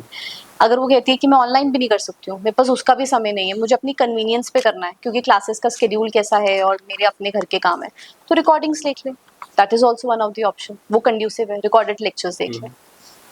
लेकिन जिस तरीके से पेपर का नेचर आज के समय पे हो रहा है, मैं बोलूँ कि प्योर बिना गाइडेंस के आप कर लेंगे, इट्स डिफिकल्ट। हाँ, एक शिफ्टिंग बहुत फास्ट आ रही है, बहुत तेजी पिछले से 5-6 सालों में पेपर का जो नेचर चेंज हुआ है, वो हर साल इवन चेंज आ रहा है। And every year it is becoming more and more difficult, more and more dynamic in nature. अब वो मैं हिस्ट्री की 4 किताबें पढ़कर मैं एग्जाम नहीं निकाल सकती हूँ, मैं वो सेम लक्ष्मीकांत को पढ़ के एग्जाम नहीं निकाल सकती हूँ, मैं सेम उसी तरीके से इंडियन इकोनॉमी, इंडियन कॉन्स्टिट्यूशन को पढ़ के, इन्वायरमेंट को पढ़ के मेरा एग्जाम नहीं निकलेगा। तो अब वो डायनेमिक नेचर है, तो मुझे उस डायनेमिज्म के साथ अपने आप को मूव करना पड़ेगा। कुछ लोग बहुत छोटे तबके से आते हैं ना, ठीक है, तो उनको क्या अप्रोच रखनी चाहिए?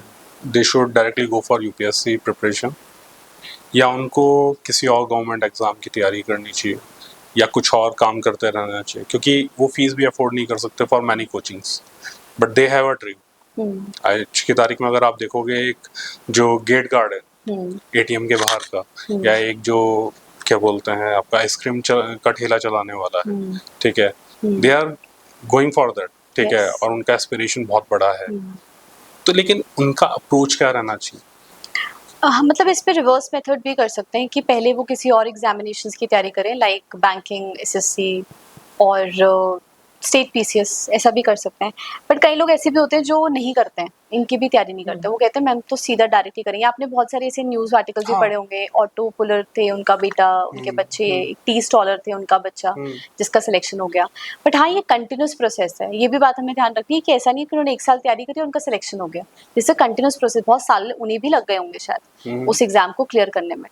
तो उस चीज़ में जो लोग कोचिंग अफोर्ड नहीं कर सकते हैं, जो लोग के पास इतने रिसोर्सेज नहीं है कि वो बुक्स भी खरीद सकें, social media is a wonderful thing. आप प्लीज़ उसका जेनरसली इस्तेमाल करिए और सही तरीके से इस्तेमाल करिए। आज के समय में यूट्यूब पे भी बहुत सारे फ्री लेक्चर्स अवेलेबल होते हैं, आप उसका इस्तेमाल कर सकते हैं, उसके थ्रू पढ़ सकते हैं एंड सही मटेरियल रिसोर्सेज का भी इस्तेमाल कर सकते हैं। फ्री रिसोर्सेज भी बहुत ज़्यादा मिल जाते हैं, उसका इस्तेमाल कर सकते हैं। अगर मान लीजिए कि कोई ऐसा बच्चा है जो बोलता है कि भाई मेरे घर की सिचुएशन सही नहीं है and I want to settle down early, तो डायरेक्ट यूपीएससी को टारगेट करने के बजाय वो दूसरे गवर्नमेंट लेवल के एग्जामिनेशन को टारगेट कर सकता है। For an example group A services, group C services, इनका भी टारगेट कर सकता है। और जब एक बार वहाँ सेटल हो जाए, once the condition is good और लगे कि अभी चीज़ें थोड़ी स्मूथ हैं और एज अगेन कि एज लिमिट में है, तो फिर उसके बाद वो पैरेलली तब यूपीएससी की प्रिपरेशन भी कर सकते हैं। वैसे तो यूपीएससी का जो क्राइटेरिया है वो सभी को पता होता है जो लोग भर रहे हैं, बट उनकी उतनी रिसर्च नहीं है। तो थोड़ा सा आप हमें यूपीएससी के क्राइटेरिया के बारे में बताइए, क्योंकि एक बहुत बड़ा ड्रास्टिक शिफ्ट देखा है मैंने, तो थोड़ा सा उसके बारे में बताइए मेरे लिए भी और हमारी ऑडियंस के लिए। जब हम यूपीएससी की बात करते हैं, सो ये एग्जामिनेशन 3 स्टेजेस में कंडक्ट होता है। The first is the preliminary stage, जो प्रीलिम्स का स्टेज है आपका, जिसमें यूपीएससी 2 एग्जाम्स को कंडक्ट करवाता है। सबसे पहला जनरल स्टडीज का पेपर होता है, जिसमें 200 मार्क्स का वो पेपर होता है, जिसमें 100 क्वेश्चंस पूछे जाते हैं, जिसके बेसिस पे ये डिटरमाइन होगा कि आप मेंस में एंटर कर रहे हैं या नहीं कर रहे हैं। प्रीलिम्स में एक दूसरा एग्जामिनेशन होता है जीएस पेपर 2 का, जिसे हम बोलते हैं CSAT, that is an aptitude test. Okay, वो स्टूडेंट की मेंटल एप्टीट्यूड को चेक करता है, that is qualifying in nature. उसमें सिर्फ 33% मार्क्स लेकर आने होते हैं, but that is an examination जो हर एक स्टूडेंट के मेंटल एप्टीट्यूड को चेक करेगा, विच इज रिक्वायर्ड। आप डे बाय डे, आप ईयर ऑन ईयर अगर नोटिस करेंगे तो आपको ये समझ में आता है कि UPSC has raised it's bar for the CSAT portion. मतलब ऐसा लग रहा है कि उनको सिर्फ और सिर्फ वो लोग चाहिए जो या तो मैथमेटिक्स में बहुत अच्छे हैं, या the ones who are coming from the mathematics background, ऐसा लग रहा है। बट हाँ, अगर कोई स्टूडेंट है जो दूसरे बैकग्राउंड से भी है और वो मैथ्स के साथ कंफर्टेबल है, साउंड है, तो प्रिपरेशन उसकी वेल ऑन जा सकती है। सो पहले दो एग्जामिनेशन फर्स्ट स्टेज में 2023 में बहुत लोग डिसअपॉइंट हुए थे इसी चीज को लेके। डेफिनेटली, हाँ, ना? बिल्कुल बिल्कुल। 2014 से अगर आप देखेंगे ना, उन्होंने पैटर्न को काफी ज्यादा चेंज कर दिया है एंड उसके बाद रेगुलर ईयर ऑन ईयर अभी एग्जामिनेशन में मैथ्स, रीजनिंग आती है, पैसेजेस आते हैं। जो सीसैट का पेपर है वो है qualifying, but it's really becoming tough for the people. कई बार वो 33% मार्क्स लाना भी बहुत डिफिकल्ट हो जाता है। सो सारी की सारी बात जो है उसको क्वालिफाई करना, फिर फर्स्ट पेपर में आपका जो मेरिट का स्कोर आएगा, मेरिट के स्कोर के बाद then the person is going to enter in the main stage. Okay, mains is about, it is subjective in nature. So mains में आपके होते हैं 9 पेपर्स, जिसमें एक पेपर एस्से का रहता है, 2 पेपर लैंग्वेज के होते हैं, again qualifying in nature. There are 4 papers of general studies, paper 1, 2, 3, 4, and student को एक सब्जेक्ट चूज करना होता है जिसे ऑप्शनल सब्जेक्ट बोलते हैं हम लोग। So there is a complete list UPSC ने अपनी वेबसाइट पे दी है उन सब्जेक्ट्स में से, like there are multiple subjects like sociology, political science, international relation, geography, history, agriculture, medicine. जो स्टूडेंट को परस्यू करना है उसमें वो एक सब्जेक्ट एज एन ऑप्शन लेता है, which is just like the girlfriend और a boyfriend for that person, क्योंकि सबसे लंबा समय उसी के साथ बिताना है। 500 मार्क्स का पेपर है और सबसे ज्यादा टाइम उसी के साथ बिताना होता है, क्योंकि वो बहुत अच्छा स्कोर करना जरूरी है। सो मेंस होता है 9 पेपर्स के साथ 1750 मार्क्स का। मैं पीछे लेकर जाना चाहूँगा, प्रीलिम्स में नंबर ऑफ क्वेश्चंस कितने आते हैं? प्रीलिम्स में जो फर्स्ट पेपर होता है हमारा जनरल स्टडीज का पेपर 1, उसमें 100 क्वेश्चंस आते हैं। ओके, एंड 200 मार्क्स का पेपर होता है। Every question holds 2 marks. Okay, तो हर एक सही क्वेश्चन पे 2 मार्क्स मिलेंगे, हर एक गलत क्वेश्चन पे 1/3 नेगेटिव मार्किंग होगी, 0.66 will be deducted. Okay, so negative marking भी बहुत ज्यादा लॉस क्रिएट कर सकती है, तो बहुत वाइजली अटेम्प्ट करना पड़ता है। And here the role plays of the mock test, क्योंकि आपने जितने मॉक टेस्ट लिखे होते हैं आपको आइडिया लग जाता है कि मैं कितने ब्रैकेट में लाई कर रहा हूँ। बहरहाल मॉक टेस्ट जरूरी नहीं है कि जो मॉक टेस्ट में हो रहा है वही सेम रेप्लिकेट होगा डी डे पे भी। Sometimes things change, but almost idea लग जाता है। सीसैट के पेपर में 80 क्वेश्चंस आते हैं, उसमें 100 नहीं होते हैं। एंड मार्क्स 200 ही है. Every question is of 2.5 marks okay and negative marking same 1/3 है. 1/3. 0.83 विल बी डिडक्टेड. ओके. जो इसमें लैंग्वेज कोई भी अपनी रीजनल लैंग्वेज पुट कर सकता है इंग्लिश हिंदी रहती या है. सिर्फ इंग्लिश हिंदी, मतलब बेसिकली सिर्फ इंग्लिश और हिंदी में ही मिलता है? हाँ, द पेपर में इंग्लिश एंड हिंदी ये दो मीडियम्स रहते हैं. इसके अलावा कोई और मीडियम यूज नहीं कर सकता कोई? रीजनल लैंग्वेजेस में रहता है ऑप्शन, लेकिन फॉर्म्स में बेसिकली वो ये होता है कि दो मीडियम्स ही होंगे आपके पास. Okay. हाँ, वो मेंस में आता है, not in the preliminary stage. Prelims में दो लैंग्वेज रहती है. English and Hindi. Yes. Okay. फिर मेंस में एंटर करते हैं तो मेंस में जो आपका एक लैंग्वेज का पेपर होता है ना, एक तो इंग्लिश लैंग्वेज का क्वालिफाइंग पेपर है, एक पेपर है जो आपका लैंग्वेज का पेपर है. वो कोई भी चूज कर सकते हैं. आप हिंदी, आप अगर कोई और रीजनल स्टेट से हैं तो उस लैंग्वेज को भी चूज कर सकते हैं. फॉर एग्जांपल बंगाली, असमीज, ऐसी लैंग्वेज भी चूज कर सकते हैं. And mains is of 1750 marks, जैसे मैंने आपको बताया. After clearing the mains then the person is going to enter the interview which is 275 marks. Okay. And फिर ग्रैंड टोटल होता है मेंस और इंटरव्यू का. Prelims is just the screening round, कि सारा जो बच्चा था जो हमने प्रीलिम से बाहर कर दिया. Now mains and interviews one जो आपका ग्रैंड टोटल होगा. फिर उसके मार्क्स के कैलकुलेशन के बेसिस पे रैंक डिटरमाइन होती है. इसमें प्रीलिम्स में कितने लोग क्वालिफाई करते हैं? बेसिकली एक number of set of seats वो नोटिफिकेशन पे डिपेंड करता है. Okay. तो हर साल जितनी यूपीएससी कमीशन आपका नोटिफिकेशन रिलीज कर रहा है उसके वेटेज के हिसाब से मेंस में एंटर करते हैं लोग. आप मान के चलिए कि कुछ अगर प्रीलिम्स में बच्चा है, मान लीजिए कि अगर 5 lakh student have appeared, as I said कि 12 लाख बच्चों ने फॉर्म भर दिया, 6 लाख बच्चे पेपर देने गए होंगे, तो मेंस में आप मान के चलिए आपके 15 से 20 हजार बच्चे ही होंगे जो सिलेक्ट हो रहे होंगे. ओके. और फिर उसके बाद वो फिर जाएंगे इंटरव्यू में. इंटरव्यू में जो सीट्स होती है उसका 3 टाइम्स होता है, almost 3 times, not exact, almost 3 times. This is how the pattern goes for the complete 1 year. जैसे एग्जाम होगा, फिर रिजल्ट आता है एंड अप्रोक्सीमेटली आप मान के चलिए कि जो टॉपर है 51% के आसपास तो फर्स्ट रैंकर के आसपास के मार्क्स होते हैं. 51, 51.5 इसमें में फर्स्ट रैंक मिल जाती है. ओके. सो अगर कोई भी स्टूडेंट प्रिपरेशन कर रहा है, अपने माइंड में भी एक चीज को क्लियर करके चलिए that I have to lie between the bracket of 45% to 51%. At least I will be in top 100. तो जो भी रैंक आप एस्पायर कर रहे हो, want to be in all India services, आप आईएएस बनना चाहते हैं, आईपीएस बनना चाहते हैं, फॉरेन सर्विसेज में जाना चाहते हैं, you can go for it. और मेरे को एक ये पर्सनली भी लगता है कि बहुत सारे क्या बोलते हैं लोग ऐसे हैं जो बहुत वीकर क्लास से हैं, they can't afford the suit, but interview में उन्हें पहन कर जाना पड़ता है. ठीक है ना, मतलब वो एक करिकुलम है, क्राइटेरिया है, you have to do that, तभी you will look presentable. But मुझे लगता है उनके साथ नाइंसाफी, क्योंकि वो सिर्फ उस एक दिन के लिए they do lot of things, पता लगा उसके बाद हुआ भी नहीं, एंड वो एक कर्जे में जा रहे हैं. लोगों के लिए 10,000 रुपये बहुत एनफ है. कई लोगों के लिए 10,000 ऐसे होता है कि उनके लिए साल भर के लिए होता है. Right. कई लोगों के लिए 10,000 रुपये like for a single day होता है. ठीक है, तो थोड़ा इसके बारे में मेरे को बताना. सो अटायर तो जो आपने कहा बिल्कुल वही चीज है. For the men's it's like कि उनको सूट पहनना होता है, and for females it's suggested कि उनको साड़ीज पहननी होती है, very basic colours, neutral tones. So अगर हम ये बात बोले कि वो ड्रेस कोड की जहाँ तक बात है, और वो ड्रेस कोड पे हम बोले कि सब लोग अफोर्ड नहीं कर सकते हैं, दैट्स अ हार्ड रियलिटी.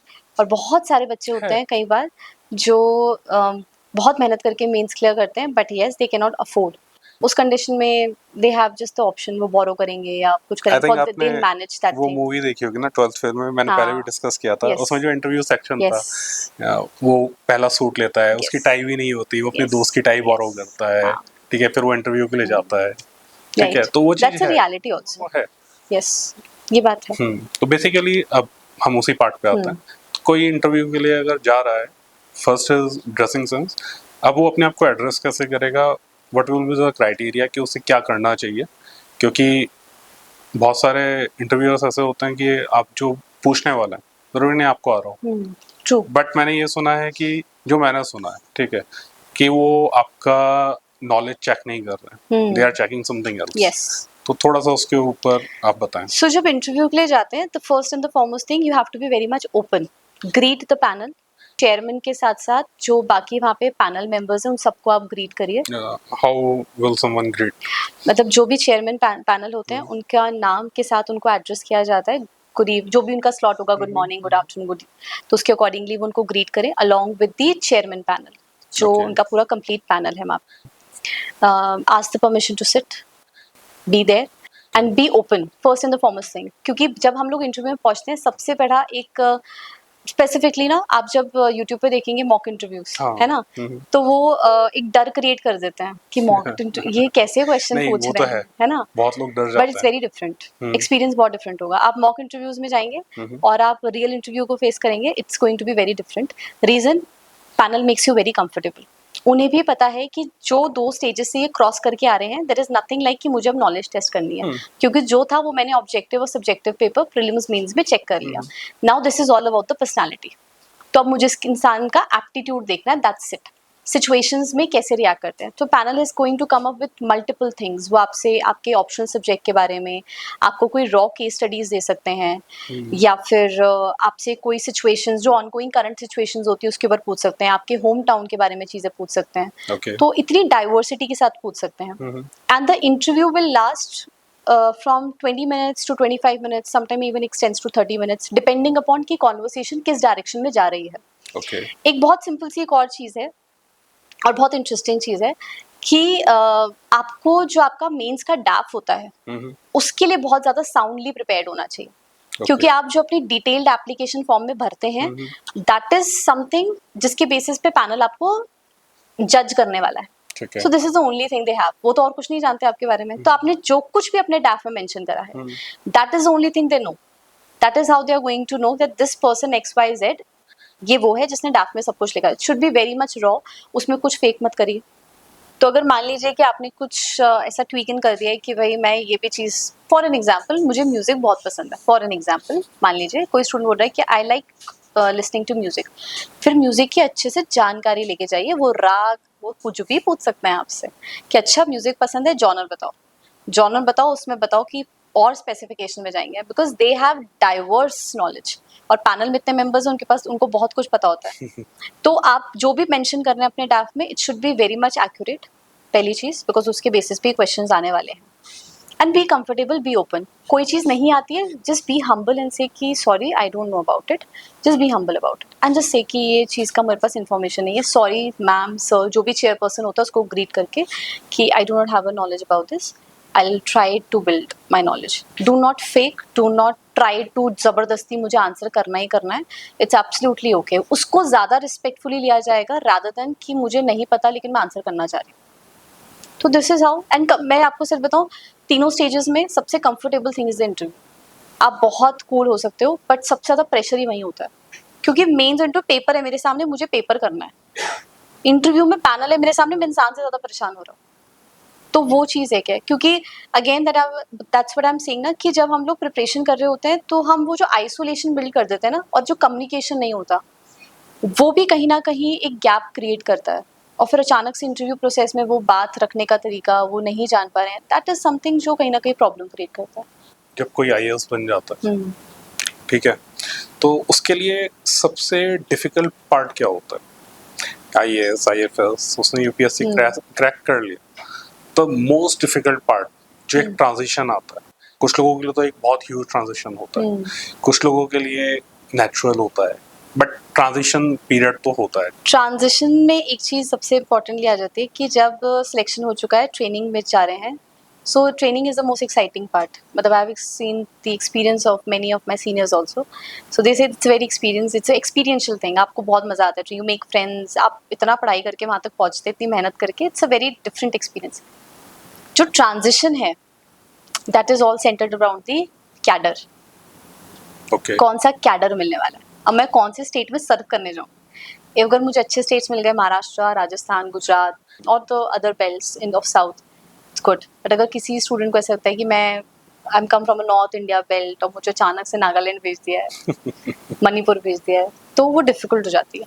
और शुरुआती दौर में ऐसा होता भी है कि जब ट्रेनिंग्स के लिए भेजा जाता है तो थोड़े रिमोट वाले एरियाज में भेजा जाता है, क्योंकि ग्राउंड लेवल पे फील्ड वर्क सीखना भी तो है, तो वो तो रिमोट एरिया से ही सीखेंगे। सो कैडर इज़ वेरी इंपॉर्टेंट। वो ट्रांजिशन का एक बहुत बड़ा डिसीजन होता है। सो आपने सुना भी होगा कई लोग कैडर मिलने के बाद भी जॉब छोड़ देते हैं 2 साल ट्रेनिंग करने के बाद, क्यों लगता है कि हमारे को वो कैडर नहीं मिला जो हम चाह रहे थे। So this is also that is one of the important thing of the transition. But एक मैंने वो देखा है, जब when you have the power, when you crack the UPSC you hold some power, ठीक है। तो मैनी पीपल उस पावर को ना मिसयूज करते हैं। इट्स नॉट अबाउट मतलब इनिशियली, बट आप करना नहीं भी चाहोगे ना, बट वो आपके नेचर में आने लग जाता है, ठीक है। तो उसको कैसे हैंडल करते होंगे, मतलब जो हमारा क्या बोलते हैं नया आईएएस का वो बैच निकलता है या नए सिविल सर्वेंट्स आते हैं, तो उसको वो हैंडल कैसे करते होंगे?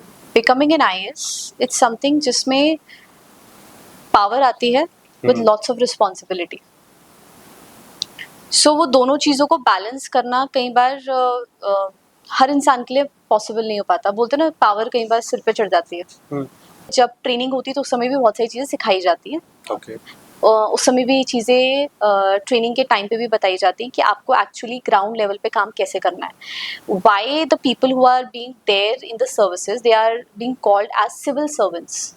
रीज़न ही यही है क्योंकि you are going to serve the civil society. That is the reason they are being called as the civil servants.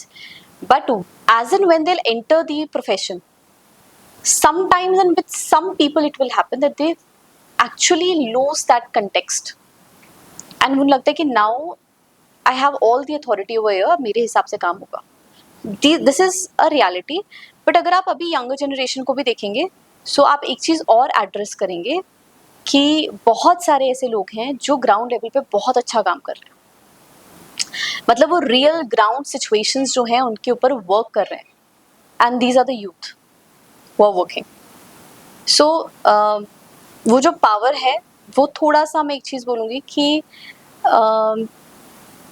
हम इसको यूनिवर्सल नहीं बोल सकते कि सभी के साथ ऐसा होता है कि सभी लोग बोलेंगे कि हाँ पावर आ गई है तो हम लोग अब इसका मिसयूज़ करेंगे।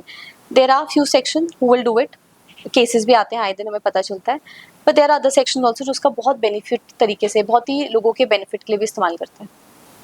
अच्छा, बीइंग अ मेंटर जो आपने पास्ट उसमें भी देखा होगा, आपके साथ भी है जब आप पढ़ रहे थे तो बहुत सारे लोगों को आपने ऑब्जर्व किया होगा, अपने बैचमेट्स को ऑब्जर्व किया होगा, तो ये आइडेंटिफाई हो जाता है कि कौन करप्ट बनेगा और कौन नहीं?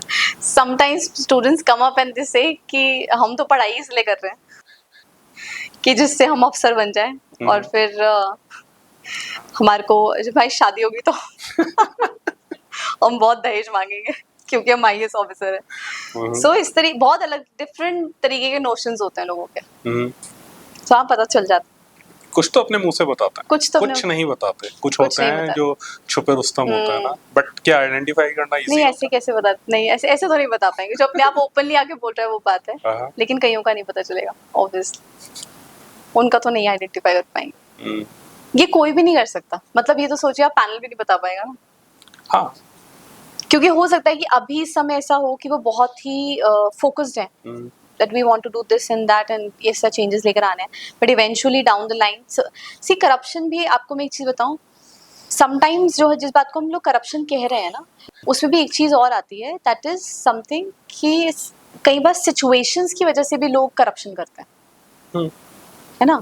So जो bribes हैं और वो जो demands हैं वो भी क्यों हो रही है, क्योंकि आसपास की situation कैसी है या pressure है, तो वो भी कई बार it will lead to the corruption, वो भी चीज़ है। हमने पॉडकास्ट में ना स्टार्टिंग में या मिड में कई बार हमने बात की थी कि बच्चे बहुत जल्दी डिमोटिवेट हो जाते हैं एक समय के बाद, ठीक है। तो कोई अपने आप को मोटिवेट कैसे रख सकता है, मतलब उसके लिए उसको अपनी ब्रेन की रिवायरिंग कैसे करनी चाहिए ताकि वो मोटिवेटेड रहे और वो कंसिस्टेंट भी रहे? सो मोटिवेशन की अगर हम लोग बात करें again, not just with respect to the examination, in all life में आप जो भी चीज़ कर रहे हैं आपको सबसे पहले उसका वाई पता होना चाहिए। Why am I doing this thing? So आप कुछ भी चीज़ में एंटर कर रहे हैं, whether it is an examination, whether it is a business, whether it is something else, whatever you are aspiring, just find out some time and identify that why are you pursuing this thing. Start with that notion. And जब उसका जवाब मिल जाएगा तो फिर आपको external motivation की ज़रूरत नहीं रहेगी, तब आप इंटरनली खुद ही बूस्टअप होंगे, आपको फिर समय का पता नहीं चलेगा, आप उसमें इतने ज़्यादा इन्फ्यूज्ड होंगे कि आपको मज़ा आएगा वो काम करने में। So the simple thing is this only कि आप सबसे पहले अपना वो वाई आइडेंटिफाई करिए, that why I want to do this thing. अगर वो वाई इतना स्ट्रॉन्ग है तो दैट विल लास्ट ऑन, जब कभी डीमोटिवेटेड फील हो, अगर मैं यूपीएससी एस्पिरेंट की बात करूं या कोई भी एस्पिरेंट जो कोई कॉम्पिटिटिव एग्जामिनेशन की तैयारी कर रहा है और कभी वो डीमोटिवेटेड फील हो, तो they should again go back to the same question, why I started with this process, why I started on this journey. And जब उसको दोबारा से, कई बार ऐसा होता है कि हम भूल जाते हैं, उस वजह से हम कंसिस्टेंट नहीं रह उस पाते। वजह से हम कंसिस्टेंट नहीं हो पाते। तो just focus on that thing again, what was a decision, what was the reason why I took this decision. And एक चीज और भी होती है कि जो हम कंसिस्टेंसी की बात करते हैं वो ऐसे एक दिन में डेवलप नहीं होती है, सो वो स्टेप बाय स्टेप डेवलप होगी। तो उसके लिए कॉन्स्टेंटली वर्क करना पड़ेगा, उसके लिए day in day out hard work करना पड़ेगा, तब कंसिस्टेंसी आएगी। जब मुझे रोज प्रोग्रेस दिखेगी मेरे पढ़ाई में, मेरे नॉलेज बेस में, तो मुझे खुद मोटिवेशन आएगा कि fine, I have to do it more, I have to learn more, I have to widen up my perspective more. तो अपने आप करेंगे फिर आप। तो वो इसलिए आपका वाई स्ट्रांग होना चाहिए, and day in day out आपका वो जो हार्ड वर्क है that should be there. Consistency अपने आप आएगी, मोटिवेशन अपने आप आएगा। एंड ये बात हमेशा ध्यान रखिए, आप आज एक रील देख रहे हैं, आज आप एक वीडियो देख रहे हैं, आज एक मेंटर ने बहुत अच्छी बातें बोल दी हैं, आज आपके क्लासरूम में आपके मेंटर ने कुछ कह दिया, it doesn't work. That is all which is a cheap dopamine, जो आपको थोड़े समय हिट करेगा, then you will fall back, basically वो वाला मोटिवेशन काम नहीं है। काम नहीं करेगा। तो internal motivation is the only thing, और वो सिर्फ तब आता है जब हमारा गोल, हमारा विजन, उसके पीछे का पर्पस क्लियर होता है। वो पर्पस क्लियर है, then you will do it, you will succeed. Basically इस पे, अगर इस पार्ट पे आता हूँ मैं, जो सोशल मीडिया से रिलेट आपने किया था, तो आई थिंक किसी ने रिसर्च पेपर लिखा था अटेंटिवनेस पे, ठीक है। तो जो सोशल मीडिया है या जो भी मीडिया का कंजप्शन हम करते हैं, इट्स नॉट अबाउट फोन, जो पास से चलता आ रहा है। पहले कैमरास नहीं थे, ठीक है, तो पहले क्या बोलते हैं, सिर्फ थिएटर्स होते थे, जनरल थिएटर्स, उनकी एक टाइमिंग होती थी, 5 घंटे, 6 घंटे, 8 घंटे, ठीक है। फिर over the period of time cinema आया, ठीक है, उनकी एक टाइमिंग हुई 3 आवर्स, उससे पहले ज़्यादा थी, पर 3 आवर्स, ठीक है। फिर over the period of time 2 hours. फिर आमिर खान ने एक मूवी लाई थी, इट वाज, उन्होंने एक प्रोड्यूस की थी, and that was for 90 minutes, one of the shortest उस पीरियड के लिए, ठीक है। अब हम सबको एक आदत लगी है, ठीक है, कि चीज़ों को शॉर्ट करते रहना, ठीक है। तो अब हमारा जो कंजप्शन पीरियड है वो भी हमारा डिप्लीट होता जा रहा है। तो उसी तरह जिस तरह अब चीज़ें, हमारे सारी चीज़ें फ़ोन में या टैब में अवेलेबल हैं, ठीक है, तो हम लोग उस चीज़ को ऑब्जर्व करते हैं। तो इस चीज़ से कोई कैसे फाइट करे? अब लोगों का अटेंशन स्पैन 30 सेकेंड्स या 1 मिनट से ज़्यादा रहा ही नहीं, ठीक है। और पहले हम लोग उसी स्पैन की बात करते थे कि 1-1 घंटा हम बैठकर देख सकते हैं, पढ़ सकते हैं। अब ये जो चैलेंज आ रहा है, और आज के यूथ के साथ भी आ रहा है, एस्पिरेंट्स के साथ भी आ रहा है, तो इससे आप कैसे डील करते हो या आप क्या सिखाते हो? ये बात सच है कि अटेंशन स्पैन बहुत कम हो चुका है। उसको एड्रेस करने के लिए the best thing which a student can do while their journey is practice meditation. Okay. Practice certain kinds of breathing practices. जितना हमारी बॉडी के अंदर प्राण का फ्लो अच्छा होगा, ऑक्सीजन सप्लाई अच्छा होगा, उतने आप फोकस्ड होंगे, उतने आप कम डिस्ट्रैक्टेड होंगे। मैं ये नहीं कहूँगी कि आप डिस्ट्रैक्टेड नहीं होंगे, आप होंगे, बट आप अपने गोल पे वापस आ जाओगे। आपको समझ में आ जाएगा कि this is unproductive, this is productive. आप बहुत क्लियरली डिमार्केशन कर पाएंगे, what is important for me, what is urgent for me, and the thing which is not important for me but I am wasting my time. So उसके लिए attention span को, focus को और अच्छा बढ़ाने के लिए एवरी कैंडिडेट और every person in general also should practice meditation on a daily basis, should practice certain kind of breathing practices like Nadi Shodhan, or certain other kinds of like Bhastrika, Bhramari. नाड़ी शोधन में क्या होता है? Nadi Shodhan is an alternative breathing practice, nostrils के through जो करते हैं हम लोग, so it's an alternative nostril breathing practice. Basically anulom vilom. Anulom vilom, anulom vilom actually nadi shodhan नहीं है, अनुलोम विलोम एक फॉर्म है, नाड़ी शोधन थोड़ा डीपर कॉन्सेप्ट है। Okay. So yes, you can, मतलब general public they can even understand with Anulom Vilom. Okay. So these are the things which should be done. तो आपका रिटेंशन स्पैन जो है वो बेटर हो सकता है, डे बाय डे इम्प्रूव हो। अच्छा, ये भी सडन नहीं होगा, this will also take time, तो give yourself that time. सबसे इम्पोर्टेंट एक चीज़ यही है जो एड्रेस करनी ज़रूरी है कि हमारे पास पेशेंस नहीं है। हमें जब हर चीज़ 30 सेकंड में चाहिए, हमें वो मैगी का नूडल भी 2 मिनट में इंस्टेंट कुक होके चाहिए, we do not have patience, and वो सबसे ज़्यादा लैक कर रहा है। अगर आप वो पेशेंस डेवलप कर लेंगे तो फिर देयर इज नो प्रॉब्लम, तो फिर आप किसी भी बड़े से बड़े हर्डल को भी बहुत इजीली क्रैक कर लेंगे, क्योंकि आप में पेशेंस है, आप चीज़ों को ऑब्जर्व कर पा रहे हैं उस तरीके से. सो यस, अटेंशन फोकस के लिए दैट इज इम्पोर्टेंट. बहुत सारे बच्चे स्पेशली पढ़ने वाले ब्रेन फॉग से बहुत जूझते हैं, उसके पीछे रीजन क्या है? पहली बात तो ब्रेन फॉग है क्या चीज? So brain fog is basically a condition जब हम लोग डिसीजन मेकिंग जो है वो क्लियर नहीं कर पाते हैं. We are majorly confuse in the simple things also. And एक सिंपल से एग्जाम्पल, मुझे कोचिंग जाना है, मैं आज कौन से रूट से जाऊँ, okay A route B route, उस पर भी कंफ्यूजन है. I know that A is the shortest route, but फिर भी मैं डिसीजन नहीं ले पा रही हूँ. That is one of the form of the, ये extreme form of the brain fogging होती है. Okay brain fog is also something जहाँ पे अगेन आपकी ability to critically evaluate things is low, decision making power is low, जहाँ पे बहुत body sluggish लगती है, फटीक लगता है पूरे समय. That is a condition of the brain fog. And अगर हम बात करें कि ब्रेन फॉग से कैसे आप डील कर सकते हो, अगेन सबसे पहले फूड हैबिट्स. जो आप खाएंगे वैसे ही आपका दिमाग चलेगा, तो सबसे पहले अपनी फूड हैबिट्स को मैनेज करिए. अगर मैं जितना ज़्यादा कोई इंसान जंक खाएगा तो उसके दिमाग, मतलब उसका माइंड उसी तरीके से फंक्शन करे, it's going to be slow. So you have to monitor this thing as a student और फॉर एनीबडी, कि आप जो कंज्यूम कर रहे हैं वो ही हमारी बॉडी रेप्लिकेट करने वाली है. सो पहली चीज़ फूड हैबिट्स को ठीक करिए. Secondly again screen time, that also bring lots of brain fog. So उसको रिड्यूस करिए, उसको मॉनिटर करिए, जितना रिक्वायर्ड है उतना रखिए. Then thirdly is a thing कि अपार्ट फ्रॉम दिस थिंग कि अगर हम इसे सोल्यूशन के पॉइंट ऑफ व्यू देखें कि अगर ब्रेन फॉग मुझे रिमूव करना है तो हम क्या कर सकते हैं. सो इस चीज़ के लिए the best way is again you should practice some kind of meditations, जो आपके ब्रेन के बीच में और left hemisphere and right hemisphere के बीच में एक प्रॉपर कोऑर्डिनेशन जो है, कोहेरेंस जो है वो बिल्ड हो सके. That is something which should be there. अगर आपका लॉजिकल माइंड और आपका इमोशनल माइंड बैलेंस है, there is no brain fog. लेकिन अगर मेरा इमोशनल माइंड हावी है मेरे लॉजिकल माइंड पे, या मेरा लॉजिकल माइंड ही हमेशा हावी है मेरे इमोशनल माइंड पे, देन इट्स अ कंडीशन जहाँ आप लैक करें. It should be a balance between both the hemispheres, left and right hemisphere. तो उस कंडीशन में आप स्क्रीन टाइम रिड्यूस करिए, फूड हैबिट्स पे अपने काउंटर करिए, थोड़ा मेडिटेशन जो है उसको करिए. अगेन ऑक्सीजन सप्लाई बेटर होना चाहिए, थोड़ी फिजिकल एक्टिविटी करिए. Nowadays I have seen this thing, student doesn't want to go for any physical activity. वो कुछ नहीं करना चाहते हैं, वो सिर्फ किताबें खोल के पढ़ना चाहते हैं, but that's not right. That is not going to give you the right set of mind set also. Body तो छोड़िए, माइंड सेट भी नहीं मिलेगा. जो आज से 20 साल पहले बच्चे बाहर भागते थे, अब जो आ रहा है उनका, उनकी दुनिया इतने से एक हाँ, डब्बे में बंद होती है. yes. ठीक है, वो छोटे से बच्चे 1 साल से ही ऐसा है. हाँ वो ऐसा ही है बेसिकली. 21st सेंचुरी के जो जेनजीज हैं, यस, उनके साथ ऐसा बहुत है. True.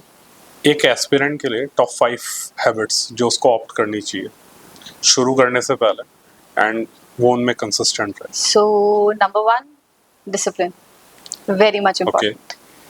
Then number 2, patience, very much important, because ये जर्नी बहुत बार आपके सामने challenges लाएगी और आपको ओवरकम करना पड़ेगा patiently.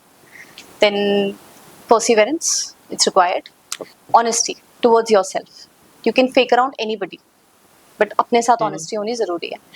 And at times you have to be ruthless with yourself. At times.